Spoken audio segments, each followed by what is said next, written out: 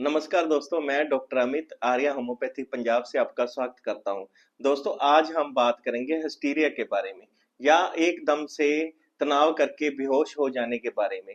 Hysteria disease एक mental health स्थिति है जो व्यक्तियों के फिजिकल एंड मेंटल हेल्थ को प्रभावित करती है। इसे कभी-कभी कन्वर्जन डिसऑर्डर भी कहा जाता है, क्योंकि जो लोग मेंटल स्ट्रेस या टेंशन, गुस्से, इरिटेशन में रहते हैं या ज्यादा अंदर ही अंदर नेगेटिव बातें सोचते रहते हैं और इंट्रोवर्टेड होते हैं, किसी के सामने बोलते नहीं हैं और ये दबा हुआ स्ट्रेस या गुस्सा या भावनाओं के कारण एकदम से शारीरिक लक्षण फिजिकल सिम्टम के रूप में उत्पन्न होते हैं, जैसे कि एकदम से बेहोश हो जाना या दांत कसकर भींच जाना।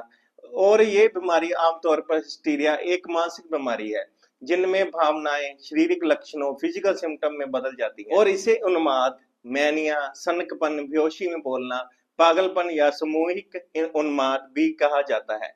ये एक गंभीर समस्या है। हिस्टीरिया आमतौर पर पुरुषों और महिलाओं दोनों में हो सकती है, पर ज्यादातर दोस्तों ये महिलाओं में देखी जाती है। हिस्टीरिया के लक्षण अचानक आते हैं और व्यक्ति में मानसिक और शारीरिक रूप से प्रभावित करते हैं। हिस्टीरिया में किसी शारीरिक कमी के बगैर रोगी को रह रह कर मस्तिष्क के साथ नर्वस सिस्टम से जुड़े गंभीर लक्षण उत्पन्न हो जाते हैं, जैसे कि पीड़ित व्यक्ति का बार बार बेहोश हो जाना या दम घुटना और हाथ पैर में ऐंठन, क्रैम्प्स होना आदि। क्योंकि रोगी शारीरिक रूप से स्वस्थ होता है, इसीलिए इन लक्षणों में तकलीफ से जुड़ी सभी प्रकार की दिमाग की टेस्ट या जांच करवाने पर, जैसे कि स्कैन, ईसीजी और एमआरआई, अन्य परीक्षणों में कोई भी प्रॉब्लम नहीं निकलती है। दोस्तों, आज हम बात करेंगे कि हिस्टीरिया के क्या लक्षण होते हैं या क्या कारण होते हैं और इसके लिए क्या होम्योपैथिक बेस्ट ट्रीटमेंट है। और दोस्तों, अगर आप मेरे चैनल पर नए हैं तो प्लीज मेरे चैनल को सब्सक्राइब करिए और साथ में बेल वाला बटन जरूर दबा दीजिए। जब मेरा नया वीडियो आएगा तो आपको नोटिफिकेशन आ जाएगा। और अब हिस्टीरिया। दोस्तों, हिस्टीरिया का जो मेन कारण होता है कि रोगी के चेतन या चेतन मन में चल रहे किसी तनाव, स्ट्रेस के कारण हिस्टीरिया उत्पन्न होता है। अक्सर तनाव से बाहर निकलने के लिए रोगी के पास जब कोई रास्ता शेष नहीं रह जाता है, तभी उसे रह रह कर हिस्टीरिया के दौरे पड़ने लगते हैं।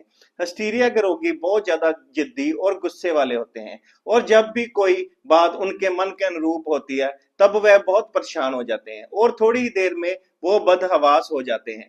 अब हम जानेंगे कि हिस्टीरिया के दौरे में क्या लक्षण होते हैं। हिस्टीरिया के दौरे पड़ने पर रोगी अचानक या फिर धीरे धीरे से अचेत हो जाता है। इस दौरान उसकी सांसें चलती रहती हैं, पीड़ित का शरीर बिल्कुल ढीला हो जाता है और दांत कसकर भींच जाते हैं। रह रह कर हाथ, पैरों और शरीर में झटके आते हैं और शरीर में ऐंठन, क्रैम्प्स होते हैं। मरीज की अचेतन अवस्था कुछ मिनटों से लेकर कुछ घंटों तक बनी रह सकती है। उसके बाद रोगी स्वयं उठकर बैठ जाता है और ऐसा व्यवहार करता है जैसे कुछ हुआ ही नहीं।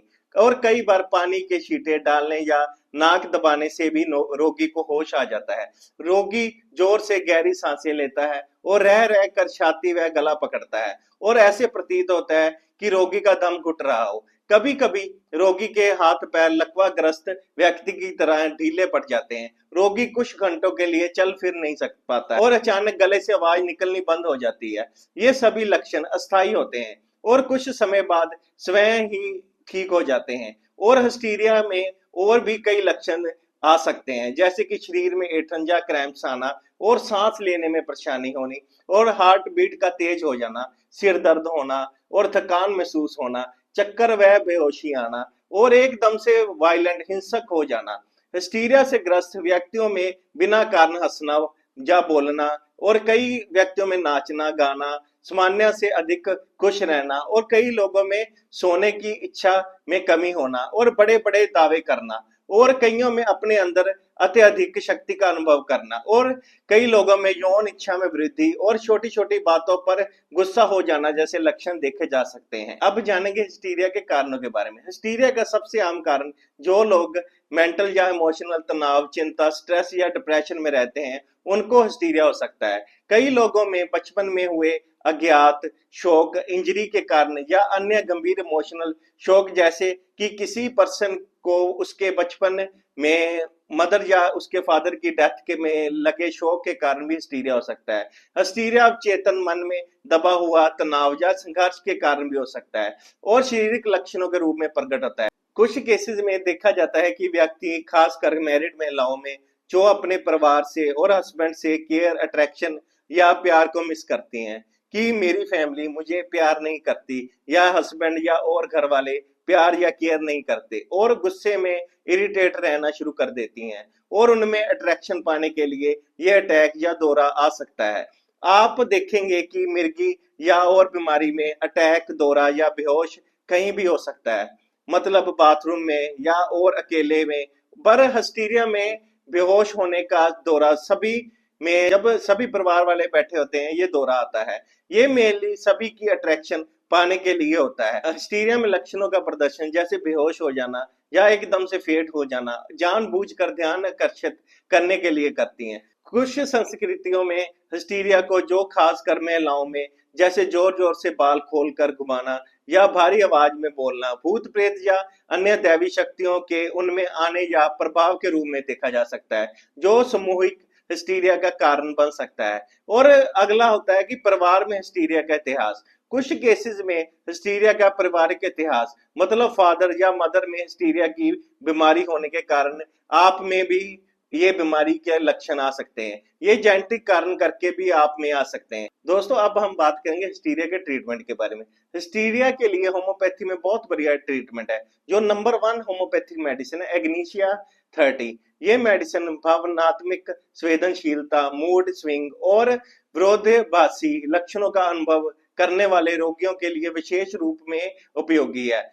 इसे अक्सर तब लिया जाता है जब दुख या निराशा के कारण हिस्टीरिया शुरू हो जाता है। इसकी 2-2 बूंदे सुबह शाम 1 महीने तक लेनी चाहिए। और अगली मेडिसिन है नेट्रोम्यूर 30।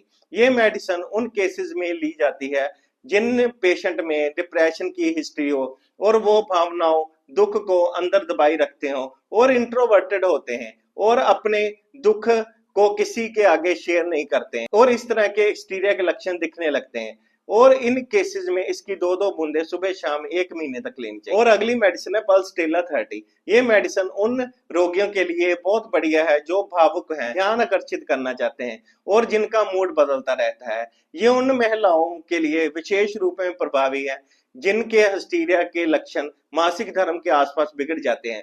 इन सभी सिम्टम में इसकी 2-2 बूंदे सुबह शाम 1 महीने तक लेनी चाहिए। अगला जो पेटेंट प्रोडक्ट है REPL 57 हिस्टीरिया ड्रॉप्स। ये उन लोगों के लिए बहुत बढ़िया मेडिसिन है जिनमें हिस्टीरिया, इमोशनल डिस्टर्बेंस जो ग्रीफ, एंजाइटी करके होती है और उन केसेस में हेल्प करती है जिन लोगों में सिम्टम को, मूड चेंजेस, सैडनेस को दूर करने में हेल्प करती है।